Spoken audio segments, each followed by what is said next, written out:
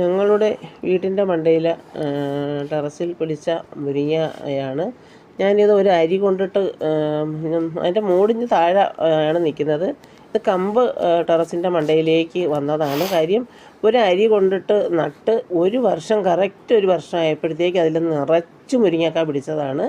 പക്ഷേ അതിൻ്റെ ഒരു കമ്പ് അങ്ങോട്ടും ഇങ്ങോട്ടുമൊക്കെ ചാഞ്ഞു, അതിൻ്റെ കമ്പ് ഒടിഞ്ഞ് വീണ് പിന്നെ നമുക്കങ്ങനെ മുരിങ്ങക്ക കിട്ടാതിരിക്കുകയായിരുന്നു. ഇപ്പം ഒരേ കമ്പ് ഇങ്ങനെ പൊടിച്ച് വന്ന് ഒരു കമ്പ് ഇങ്ങനെ ടെറസിൻ്റെ മണ്ടയിലേക്ക് കിടപ്പുണ്ട്. പിന്നെ താഴോട്ട് 1-2 ഇതുണ്ട്. പക്ഷേ അതിലെ ഒരു മുരിങ്ങക്കായുടെ നീളം കണ്ടു, നല്ല നീളമുള്ള, ഞാൻ കടയ്ക്കൽ നിന്ന് അരി വാങ്ങിക്കൊണ്ടുവന്ന് നട്ട അതാണ്.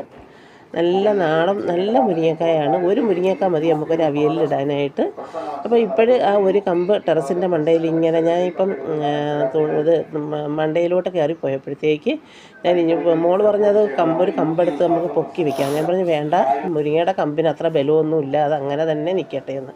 അങ്ങനെ ഞാൻ ഇറങ്ങി വന്ന വഴിക്ക് നമ്മുടെ സ്റ്റെപ്പൊക്കെ ഒന്ന് ആ ചെടിയും ഒക്കെ ഒന്ന് ഓർമ്മയിലേക്ക് ഒന്ന് പിടിച്ചതാണ്. ഞാൻ കൂടെ ഇങ്ങനെ സ്റ്റെപ്പ് അങ്ങോട്ടും ഇങ്ങോട്ടുമൊക്കെ ഒന്ന് കയറാറുണ്ട്.